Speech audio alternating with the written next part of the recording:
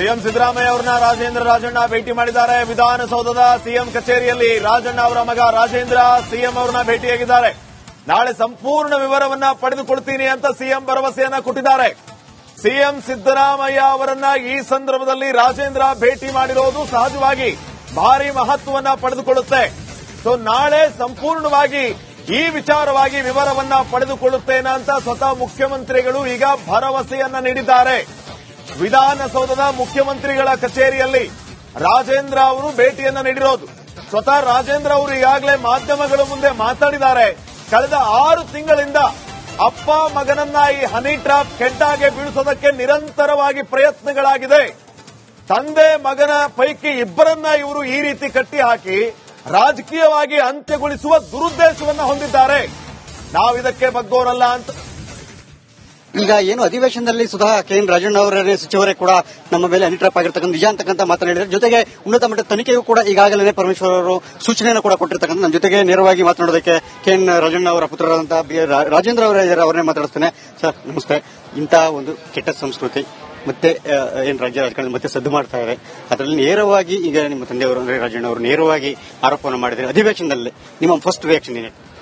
ಇವತ್ತು ಅಧಿವೇಶನದಲ್ಲಿ ರಾಜಣ್ಣ ಅವರು ಇವತ್ತು ಹನಿ ಟ್ರಾಪ್ ವಿಚಾರ ಪ್ರಸ್ತಾಪವನ್ನು ಮಾಡಿರುವಂತದ್ದು ನಾನು ನೋಡಿದ್ದೀನಿ. ಸೊ ಇದೇನು ಹೊಸತೇನಲ್ಲ ಇದು. ಯಾಕಂದ್ರೆ ಕಳೆದ 6 ತಿಂಗಳಿಂದ ಇದು ಇಬ್ಬರ ಮೇಲೂ ನಡೀತಾ ಇರುವಂತದ್ದು. ಸೊ ಅದರಿಂದ ಇದು ಬರೀ ನಮ್ಮ ಮೇಲೆ ಅಂತಲ್ಲ, ಬಟ್ ಆಗ್ತಾ ಇರುವಂತ ಬೆಳವಣಿಗೆ ಇದು ನಿಲ್ಲಿಸಬೇಕಿದು. ಈಗ ಅವ್ರ ಮೇಲೆ ಅವರಿರುವಂತ ಗೆಸ್ಟ್ ಹೌಸ್ಗೆ ಹೋಗಿ ಮಾಡಿದ್ದಾರೆ ಅಂತ ಮಾಹಿತಿ ಇರುವಂತದ್ದು. ಮತ್ತೆ ನನಗೂ ಅಷ್ಟೇ ಪ್ರತಿದಿನ ಈ ವಿಡಿಯೋ ಕಾಲ್ಗಳು ಇರ್ಬೋದು ಮತ್ತೆ ಮೆಸೇಜ್ಗಳು ಇರ್ಬೋದು ಬಹಳ ಬರ್ತಾನೆ ಇದೆ. ಸೊ ನಾನು ಎಲ್ಲೆಲ್ಲಿ ಓಡಾಡ್ತೀನಿ ಅದೆಲ್ಲ ಮಾಹಿತಿಗಳು ತಗೊಂತಾ ಇದ್ದಾರೆ.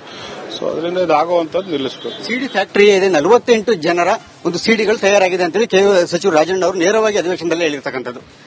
ತಮಗೆ ಇಲ್ಲಿ ಒಂದು ಪ್ರಶ್ನೆ ನೇರವಾಗಿ ರಾಜಣ್ಣ ಅವರ ಅಥವಾ ರಾಜೇಂದ್ರ ಅವರ ಇಲ್ಲಿ ಯಾರ ಮೇಲೆ ಹನಿ ಟ್ರಾಪ್ ಆಗಿರ್ತಕ್ಕಂಥದ್ದು ಕೂಡ ಒಂದು ಇಲ್ಲಿ ರಾಜೇಂದ್ರ ಅಂತಲ್ಲ, ಯಾರು ಈ ಸಿಡಿಗಳ ಬಗ್ಗೆ ಮಾತಾಡ್ತಾರೆ ನಾನು ಅದ್ರ ಬಗ್ಗೆ ಚರ್ಚೆ ಮಾಡಕ್.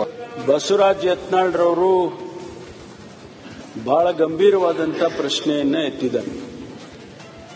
ಮಾನ್ಯ ಸುನಿಲ್ ಕುಮಾರ್ ಅವರು ಮತ್ತು ಮುನಿರತ್ನ ಅವರು ಕೂಡ ಬಹಳ ಆವೇಶಭರಿತವಾಗಿ ಮುನಿರತ್ನ ಅವರು ಮಾತನಾಡಿದ್ದಾರೆ. ಇದು ಬಹುಶಃ ಈ ಸದನದ ಪ್ರತಿಯೊಬ್ಬ ಸದಸ್ಯನ ಪ್ರಶ್ನೆ. ಒಬ್ಬರಿಗಾಯ್ತು ಇಬ್ಬರಿಗಾಯ್ತು ಅನ್ನೋದು ಬರೋದಕ್ಕಿಂತ ಹೆಚ್ಚಾಗಿ ಇದಕ್ಕೆ ಒಂದು ಫುಲ್ ಸ್ಟಾಪ್ ಹಾಕಬೇಕು. ಯಾಕೆಂದ್ರೆ ಕರ್ನಾಟಕದ ವಿಧಾನ ಮಂಡಳ ಏನಿದೆ ಇಡೀ ದೇಶದಲ್ಲಿ ಬಹಳ ಗೌರವವನ್ನು ಸಂಪಾದನೆ ಮಾಡಿರ್ತಕ್ಕಂಥದ್ದು. ಈ ಸದನದ ಸದಸ್ಯರು ಬಹಳ, ನಮ್ಮ ತಂದೆಯವರು ಕೂಡ 52ರಲ್ಲಿ ಮೇಲ್ಮನೆಯ ಸದಸ್ಯರಾಗಿದ್ದರು. ಬಹಳ ದೊಡ್ಡ ದೊಡ್ಡ ವ್ಯಕ್ತಿಗಳು ಈ ಸದನದಲ್ಲಿ ಸದಸ್ಯರಾಗಿ ಅವರ ಕುರುಹುಗಳನ್ನ ಈ ರಾಜ್ಯದಲ್ಲಿ ಬಿಟ್ಟೋಗಿದ್ದಾರೆ, ಅವರ ಆದರ್ಶಗಳನ್ನು ಬಿಟ್ಟೋಗಿದ್ದಾರೆ. ಅಂತ ಸಂದರ್ಭದಲ್ಲಿ ಈ ಸದನದ ಗೌರವವನ್ನು ಕಾಪಾಡಬೇಕಾದ್ರೆ, ಸದನದ ಮರ್ಯಾದೆಯನ್ನು ಕಾಪಾಡಬೇಕಾದ್ರೆ, ಸದಸ್ಯರ ಮರ್ಯಾದೆಯನ್ನು ಕಾಪಾಡಬೇಕಾದ್ರೆ ಬಹುಶಃ ಇದಕ್ಕೆಲ್ಲೋ ಒಂದು ಕಡೆ ಇತಿಶ್ರೀ ಆಗಬೇಕು. ಇಲ್ಲದೆ ಹೋದ್ರೆ ಇದನ್ನು ಹೀಗೆ ನಡೆಸ್ಕೊಂಡು ಹೋದ್ರೆ ಬಹುಶಃ ಬಹಳಷ್ಟು ಜನರಿಗೆ ಅವರವರ ಮರ್ಯಾದೆಯ ಪ್ರಶ್ನೆ. ಹಾಗಾಗಿ ನಾನು ಮಾನ್ಯ ರಾಜಣ್ಣನವರು ಏನು ಪ್ರಸ್ತಾಪ ಮಾಡಿದ್ದಾರೆ, ಅವರು ನನಗೆ ಒಂದು ಮನವಿಯನ್ನ ಕೊಡ್ತೇನೆ ಅಂತ ಹೇಳಿದ್ದಾರೆ. ಆ ಆಧಾರದ ಮೇಲೆ ನಾನು ಒಂದು ಉನ್ನತ ಮಟ್ಟದ ತನಿಖೆಯನ್ನ ಆದೇಶ ಮಾಡ್ತೇನೆ ಮಾನ್ಯ ಸಭಾಪತಿಗಳೇ. ಇದು ಗೊತ್ತಾಗಲಿ, ಇದು ಯಾವ ರೀತಿ ಇದು ಸತ್ಯಾಸತ್ಯತೆಯನ್ನು ನಾವು ತಿಳ್ಕೋಬೇಕಾಗ್ತದೆ. ಹಾಗಾಗಿ ಇದು ಗೊತ್ತಾಗ್ಲಿ ಅಂತ ಹೇಳಿ ನಾನು ಒಂದು ಉನ್ನತ ಮಟ್ಟದ ತನಿಖೆಯನ್ನ ಆದೇಶ ಮಾಡ್ತೇನೆ. ನಾನು ಇವತ್ತು ಅದನ್ನೇ ಹೇಳಿದ್ದೀನಿ ಹೌಸಲ್ಲಿ. ನಾನು ಸಿಬಿಐ ಕೊಡಿ, ಸಿಬಿಐ ತನಿಖೆ ಮಾಡಿಸಿ, ಇದರಲ್ಲಿ ನೇರವಾಗಿ ನನ್ನ ಮೇಲೆ ರೇಪ್ ಕೇಸ್ ಹಾಕಿರೋದ್ರಲ್ಲಿ ಡಿ.ಕೆ. ಶಿವಕುಮಾರ್ ಮತ್ತೆ ಡಿ.ಕೆ. ಸುರೇಶ್ ಅಂತ ಸ್ಪಷ್ಟವಾಗಿ ಹೇಳ್ತಾ ಇದ್ದೀನಿ. ನನಗೆ ಯಾವಾಗ ನಾನು ಇದನ್ನು ಮಾಡಿದೆ, ಇವತ್ತಿಗೂ ನನಗೆ ಗನ್ಮ್ಯಾನ್ ಕೊಟ್ಟಿಲ್ಲ. ನನ್ನ ಮಸಿ ಬೆಳೆಯೋದಕ್ಕೆ ನನ್ನ ಮುಖಕ್ಕೆ ಕ್ಷೇತ್ರಕ್ಕೆ ಹೋದ್ರೆ 5 ಲಕ್ಷ, ಬಟ್ಟೆ ಹೊಡೆದ್ರೆ 5 ಲಕ್ಷ, ನನ್ನ ಬಟ್ಟೆ ಹೊಡೆದ್ರೆ 5 ಲಕ್ಷ, ಎಲ್ಲದಕ್ಕೂ ರೇಟ್ ಫಿಕ್ಸ್ ಮಾಡಿದ್ದಾರೆ. ಮುನಿರತ್ನ ಕಾನ್ಸ್ಟಿಟ್ಯೂನ್ಸಿಯಲ್ಲಿ ಓಡಾಡಬಾರ್ದು. ಇದೆಲ್ಲ ಎಲ್ಲಿಂದ ಸೃಷ್ಟಿಯಾಯಿತು? ಒಂದೇ ಕಾರಣ, ಪಾರ್ಲಿಮೆಂಟ್ ಎಲೆಕ್ಷನ್ ಆದ್ಮೇಲೆ ಡಾಕ್ಟರ್ ಮಂಜುನಾಥ್ ಗೆದ್ದ ಮೇಲೆ 1 ಲಕ್ಷ ಲೀಡು ರಾಜರಾಜೇಶ್ವರಿ ವಿಧಾನಸಭಾ ಕ್ಷೇತ್ರದಲ್ಲಿ ಬಂದ ಮೇಲೆ ಆವತ್ತು ಡಿ.ಕೆ. ಶಿವಕುಮಾರ್, ಡಿ.ಕೆ. ಸುರೇಶ್ ನನ್ನನ್ನ ಈ ರೀತಿ ಮಾಡೋದಕ್ಕೆ ಶುರು ಮಾಡಿದ್ದು. ಅದಕ್ಕೆ ಮುಂಚೆ ಯಾವ ಕಂಪ್ಲೇಂಟು ಇಲ್ಲ, ಯಾವ ಅಟ್ರಾಸಿಟಿ ಇಲ್ಲ, ಯಾವ ರೇಪ್ ಕೇಸ್ ಇಲ್ಲ, ಎಂಥದ್ದು ಇಲ್ಲ. ನೆಮ್ಮದಿಯಾಗಿ ನಾನು ನನ್ನ ಕ್ಷೇತ್ರ ಕೆಲಸ ಮಾಡ್ತಾ ಇದ್ದಂಥವನು ಇವತ್ತು ನನಗೆ ಮಾನಸಿಕವಾಗಿ ಈ ಮಟ್ಟಕ್ಕೆ ತಂದು ಗನ್ಮ್ಯಾನ್ಗಳಿಗೆ ನಾನು ಸುಪ್ರೀಂ ಕೋರ್ಟ್ಗೆ ಹೋಗಿದ್ದೀನಿ, ನನಗೆ ರಕ್ಷಣೆ ಕೊಡಿ ಅಂತ. ಸುಪ್ರೀಂ ಕೋರ್ಟ್ ಹೋಗಿ ನಾನು ಸುಪ್ರೀಂ ಕೋರ್ಟ್ ಅಲ್ಲಿ ಫೈಲ್ ಮಾಡಬೇಕು ಅಂದ್ರೆ president, prime minister, human rights, central home minister ಎಲ್ರಿಗೂ ಪತ್ರ ಬರೆದಿದ್ದೀನಿ. ಇಷ್ಟೆಲ್ಲ ನನಗೆ ಹಿಂಸೆ ಕೊಡ್ತಾ ಇದ್ದಾರೆ. ಕಾರಣ MLA ಎಲೆಕ್ಷನ್ ಅಲ್ಲಿ ಸೋತಂತ ಒಂದು ಅಭ್ಯರ್ಥಿ ಪಾರ್ಲಿಮೆಂಟ್ ಅಲ್ಲಿ ಸೋತಂತ ಒಂದು ಕಾರಣಕ್ಕೆ ನನಗಿವತ್ತು ಇಷ್ಟು ಹಿಂಸೆ ಕೊಡ್ತಾ ಇದ್ದಾರೆ ಮಾನಸಿಕವಾಗಿ. ನಾನು ಹೇಳಿದ್ದಾರೆ, ಅದಕ್ಕೆ ಸಂಬಂಧಪಟ್ಟಂಗೆ ನಿಮ್ಮಲ್ಲಿ ಕೈ ಮುಗಿ ಕೇಳ್ಕೊಳ್ತೀನಿ, ನನ್ನ ಮೇಲಾಗಿರೋ ಒಂದು ಅತ್ಯಾಚಾರನ ಸಿಬಿಐ ಕೊಡೋದಕ್ಕೆ ಅಂತ ನಾನು ಇವತ್ತು ಅಧಿಕಾರ ಇದೆ ಸರ್ಕಾರಕ್ಕೆ ಸಿಬಿಐ ಕೊಡೋದಕ್ಕೆ. ಯಾರು ಮಾಡಿದ್ರು ಸರಿ, ನಾನು ತಪ್ಪು ಮಾಡಿದಿನ ಗಲ್ಗಾಕ್ರಿ, ಸಿಬಿಐ ಕೊಟ್ಬಿಟ್ಟು ಎನ್ಕ್ವೈರಿ ಮಾಡಿಸಿ. ಒಂದಂತೂ ಹೇಳ್ತೀನಿ, ಮುಂದಿನ ದಿನದಲ್ಲಿ ಎಲ್ಲಾ ಶಾಸಕರಿಗೂ ಹೇಳ್ತೀನಿ, ನಮ್ಮ ಜೀವನ ಹಾಳು ಮಾಡೋದಕ್ಕೆ ಎಷ್ಟು ಬೇಕು ಅಷ್ಟು ನಡೀತಾ ಇದೆ. ನನ್ನ ಜೀವನ ಹಾಳಾಗೋಗ್ಲಿ. ಸಭಾಧ್ಯಕ್ಷರೇ ದಯವಿಟ್ಟು ಮಾತಾಡಕ್ಕೆ ಅವಕಾಶ ಕೊಡಿ. ಈಗಲ್ಲ ಮತ್ತೆ ಮಾತಾಡಿ ಹೇಳಿ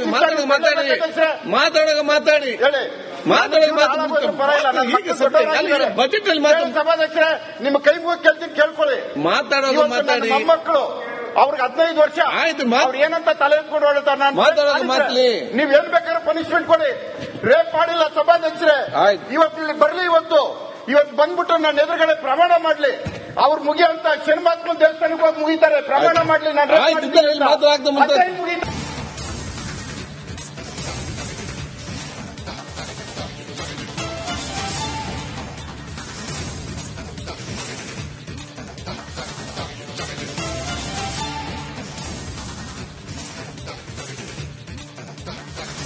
ಸಿಎಂ ಸಿದ್ದರಾಮಯ್ಯ ಅವರನ್ನ ರಾಜೇಂದ್ರ ರಾಜಣ್ಣ ಭೇಟಿ ಮಾಡಿದ್ದಾರೆ. ವಿಧಾನಸೌಧದ ಸಿಎಂ ಕಚೇರಿಯಲ್ಲಿ ರಾಜಣ್ಣ ಅವರ ಮಗ ರಾಜೇಂದ್ರ ಸಿಎಂ ಅವರನ್ನ ಭೇಟಿಯಾಗಿದ್ದಾರೆ.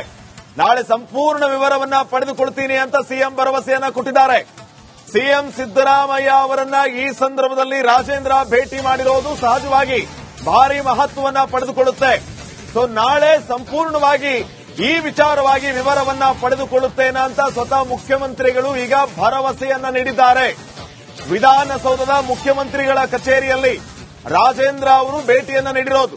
ಸ್ವತಃ ರಾಜೇಂದ್ರ ಅವರು ಈಗಾಗಲೇ ಮಾಧ್ಯಮಗಳ ಮುಂದೆ ಮಾತಾಡಿದ್ದಾರೆ. ಕಳೆದ 6 ತಿಂಗಳಿಂದ ಅಪ್ಪ ಮಗನನ್ನ ಈ ಹನಿ ಟ್ರಾಪ್ ಕೆಡ್ಡಾಗೆ ಬೀಳಿಸೋದಕ್ಕೆ ನಿರಂತರವಾಗಿ ಪ್ರಯತ್ನಗಳಾಗಿದೆ. ತಂದೆ ಮಗನ ಪೈಕಿ ಇಬ್ಬರನ್ನ ಇವರು ಈ ರೀತಿ ಕಟ್ಟಿ ಹಾಕಿ ರಾಜಕೀಯವಾಗಿ ಅಂತ್ಯಗೊಳಿಸುವ ದುರುದ್ದೇಶವನ್ನ ಹೊಂದಿದ್ದಾರೆ. ನಾವಿದಕ್ಕೆ ಬಗ್ಗೋರಲ್ಲ ಅಂತ ಈಗ ಏನು ಅಧಿವೇಶನದಲ್ಲಿ ಸ್ವತಃ KN ರಾಜಣ್ಣ ಅವರೇ ಸಚಿವರೇ ಕೂಡ ನಮ್ಮ ಮೇಲೆ ಹನಿಟ್ರಾಪ್ ಆಗಿರ್ತಕ್ಕಂಥ ನಿಜ ಅಂತಕ್ಕಂಥ ಮಾತನಾಡಿದ್ದಾರೆ. ಜೊತೆಗೆ ಉನ್ನತ ಮಟ್ಟದ ತನಿಖೆಗೂ ಕೂಡ ಈಗಾಗಲೇ ಪರಮೇಶ್ವರ್ ಅವರು ಸೂಚನೆಯನ್ನು ಕೂಡ ಕೊಟ್ಟಿರ್ತಕ್ಕಂಥ. ನಮ್ಮ ಜೊತೆಗೆ ನೇರವಾಗಿ ಮಾತನಾಡೋದಕ್ಕೆ KN ರಾಜಣ್ಣ ಅವರ ಪುತ್ರರಾದಂತಹ ರಾಜೇಂದ್ರ ಅವರೇ ಇದ್ದಾರೆ, ಅವರನ್ನೇ ಮಾತಾಡಿಸ್ತೇನೆ. ಸರ್ ನಮಸ್ತೆ. ಇಂತಹ ಒಂದು ಕೆಟ್ಟ ಸಂಸ್ಕೃತಿ ಮತ್ತೆ ಏನು ರಾಜ್ಯ ರಾಜಕಾರಣ ಮತ್ತೆ ಸದ್ದು ಮಾಡ್ತಾ ಇದೆ, ಅದರಲ್ಲಿ ನೇರವಾಗಿ ಈಗ ನಿಮ್ಮ ತಂದೆಯವರು ಅಂದ್ರೆ ರಾಜಣ್ಣ ಅವರು ನೇರವಾಗಿ ಆರೋಪವನ್ನು ಮಾಡಿದ್ದಾರೆ ಅಧಿವೇಶನದಲ್ಲಿ. ನಿಮ್ಮ ಫಸ್ಟ್ ರಿಯಾಕ್ಷನ್ ಏನೇ? ಇವತ್ತು ಅಧಿವೇಶನದಲ್ಲಿ ರಾಜಣ್ಣ ಅವರು ಇವತ್ತು ಹನಿ ಟ್ರಾಪ್ ವಿಚಾರ ಪ್ರಸ್ತಾಪವನ್ನು ಮಾಡಿರುವಂತದ್ದು ನಾನು ನೋಡಿದ್ದೀನಿ. ಸೊ ಇದೇನು ಹೊಸತೇನಲ್ಲ ಇದು, ಯಾಕಂದ್ರೆ ಕಳೆದ 6 ತಿಂಗಳಿಂದ ಇದು ಇಬ್ಬರ ಮೇಲೂ ನಡೀತಾ ಇರುವಂತದ್ದು. ಸೊ ಅದರಿಂದ ಇದು ಬರೀ ನಮ್ಮ ಮೇಲೆ ಅಂತಲ್ಲ, ಬಟ್ ಆಗ್ತಾ ಇರುವಂತ ಬೆಳವಣಿಗೆ ಇದು ನಿಲ್ಲಿಸಬೇಕಿದು. ಈಗ ಅವ್ರ ಮೇಲೆ ಅವ್ರಿರುವಂತ ಗೆಸ್ಟ್ ಹೌಸ್ಗೆ ಹೋಗಿ ಮಾಡಿದ್ದಾರೆ ಅಂತ ಮಾಹಿತಿ ಇರುವಂತದ್ದು. ಮತ್ತೆ ನನಗೂ ಅಷ್ಟೇ ಪ್ರತಿದಿನ ಈ ವಿಡಿಯೋ ಕಾಲ್ಗಳು ಇರ್ಬೋದು, ಮತ್ತೆ ಮೆಸೇಜ್ಗಳು ಇರ್ಬೋದು, ಬಹಳ ಬರ್ತಾನೆ ಇದೆ. ಸೊ ನಾನು ಎಲ್ಲೆಲ್ಲಿ ಓಡಾಡ್ತೀನಿ ಅದೆಲ್ಲ ಮಾಹಿತಿಗಳು ತಗೊಂತಾ ಇದ್ದಾರೆ. ಸೊ ಅದರಿಂದ ಇದಾಗುವಂತದ್ದು ನಿಲ್ಲಿಸಬೇಕು. ಸಿಡಿ ಫ್ಯಾಕ್ಟರಿ ಇದೆ, 48 ಜನರ ಒಂದು ಸಿಡಿಗಳು ತಯಾರಾಗಿದೆ ಅಂತೇಳಿ ಸಚಿವ ರಾಜಣ್ಣ ಅವರು ನೇರವಾಗಿ ಅಧಿವೇಶನದಲ್ಲಿ ಹೇಳಿರ್ತಕ್ಕಂಥದ್ದು. ತಮಗೆ ಇಲ್ಲಿ ಒಂದು ಪ್ರಶ್ನೆ ನೇರವಾಗಿ ರಾಜಣ್ಣ ಅವರ ಅಥವಾ ರಾಜೇಂದ್ರ ಅವರ ಇಲ್ಲಿ ಯಾರ ಮೇಲೆ ನಿಟ್ರಾಪ್ ಆಗಿರ್ತಕ್ಕಂಥದ್ದು ಕೂಡ ಒಂದು. ಇಲ್ಲಿ ರಾಜೇಂದ್ರ ಅಂತಲ್ಲ, ಯಾರು ಈ ಸಿಡಿಗಳ ಬಗ್ಗೆ ಮಾತಾಡ್ತಾರೆ ನಾನು ಅದ್ರ ಬಗ್ಗೆ ಚರ್ಚೆ ಮಾಡಕ್ ಬಸವರಾಜ್ ಯತ್ನಾಳ್ರವರು ಬಹಳ ಗಂಭೀರವಾದಂತಹ ಪ್ರಶ್ನೆಯನ್ನ ಎತ್ತಿದ್ದಾರೆ. ಮಾನ್ಯ ಸುನಿಲ್ ಕುಮಾರ್ ಅವರು ಮತ್ತು ಮುನಿರತ್ನ ಅವರು ಕೂಡ ಬಹಳ ಆವೇಶಭರಿತವಾಗಿ ಮುನಿರತ್ನ ಅವರು ಮಾತನಾಡಿದ್ದಾರೆ. ಇದು ಬಹುಶಃ ಈ ಸದನದ ಪ್ರತಿಯೊಬ್ಬ ಸದಸ್ಯನ ಪ್ರಶ್ನೆ. ಒಬ್ಬರಿಗಾಯ್ತು, ಇಬ್ಬರಿಗಾಯ್ತು ಅನ್ನೋದು ಬರೋದಕ್ಕಿಂತ ಹೆಚ್ಚಾಗಿ ಇದಕ್ಕೆ ಒಂದು ಫುಲ್ ಸ್ಟಾಪ್ ಹಾಕಬೇಕು. ಯಾಕೆಂದ್ರೆ ಕರ್ನಾಟಕದ ವಿಧಾನ ಮಂಡಳ ಏನಿದೆ ಇಡೀ ದೇಶದಲ್ಲಿ ಬಹಳ ಗೌರವವನ್ನು ಸಂಪಾದನೆ ಮಾಡಿರ್ತಕ್ಕಂಥದ್ದು. ಈ ಸದನದ ಸದಸ್ಯರು ಬಹಳ, ನಮ್ಮ ತಂದೆಯವರು ಕೂಡ 52ರಲ್ಲಿ ಮೇಲ್ಮನೆಯ ಸದಸ್ಯರಾಗಿದ್ದರು. ಬಹಳ ದೊಡ್ಡ ದೊಡ್ಡ ವ್ಯಕ್ತಿಗಳು ಈ ಸದನದಲ್ಲಿ ಸದಸ್ಯರಾಗಿ ಅವರ ಕುರುಹುಗಳನ್ನು ಈ ರಾಜ್ಯದಲ್ಲಿ ಬಿಟ್ಟೋಗಿದ್ದಾರೆ, ಅವರ ಆದರ್ಶಗಳನ್ನು ಬಿಟ್ಟೋಗಿದ್ದಾರೆ.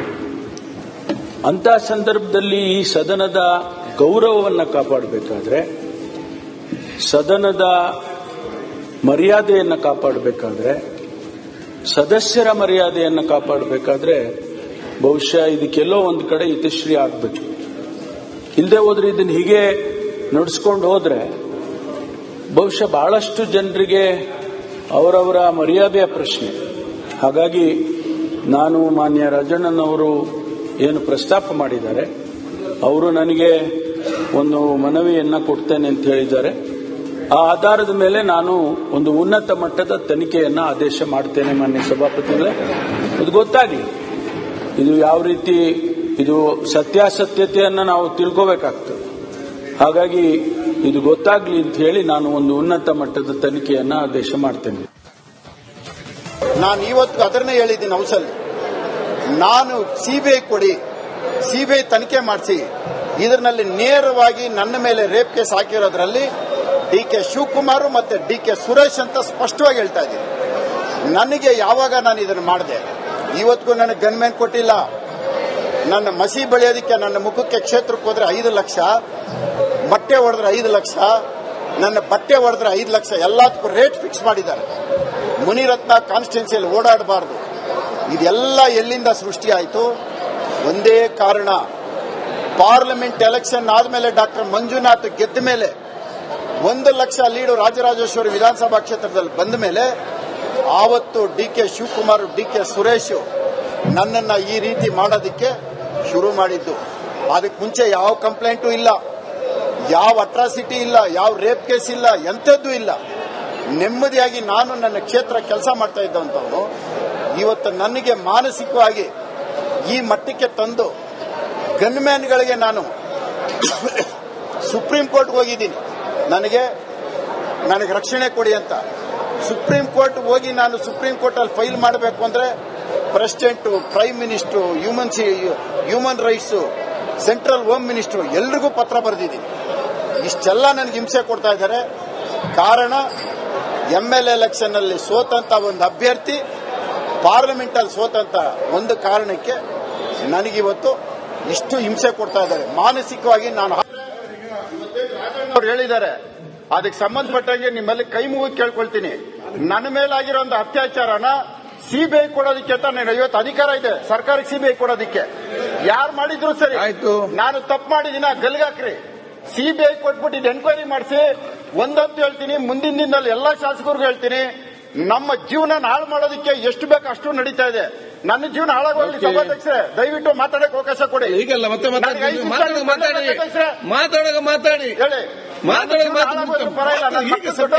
ಬಜೆಟ್ ಅಲ್ಲಿ ಸಭಾಧ್ಯಕ್ಷರೇ, ನಿಮ್ಮ ಕೈ ಮುಗಿ ಕೇಳ್ತೀನಿ, ಕೇಳ್ಕೊಳ್ಳಿ. ಮಾತಾಡೋದು ಮಾತಾಡಿ. ಮೊಮ್ಮಕ್ಕಳು ಅವ್ರಿಗೆ 15 ವರ್ಷ ಆಯ್ತು, ಅವ್ರು ಏನಂತ ತಲೆ ಎತ್ಕೊಂಡು ಹೊಡ್ತಾರೆ. ನೀವೇನ್ ಬೇಕಾದ್ರೆ ಪನಿಷ್ಮೆಂಟ್ ಕೊಡಿ. ರೇಪ್ ಮಾಡಿಲ್ಲ ಸಭಾಧ್ಯಕ್ಷರೇ, ಇವತ್ತು ಇಲ್ಲಿ ಬರ್ಲಿ. ಇವತ್ತು ಬಂದ್ಬಿಟ್ಟು ನನ್ನ ಎದುರುಗಡೆ ಪ್ರಮಾಣ ಮಾಡ್ಲಿ. ಅವ್ರು ಮುಗಿಯಂತ ಶನಿಮಾತ್ಮನ್ ದೇವಸ್ಥಾನಕ್ಕೆ ಹೋಗಿ ಮುಗಿತಾರೆ, ಪ್ರಮಾಣ ಮಾಡ್ಲಿ. ನಾನು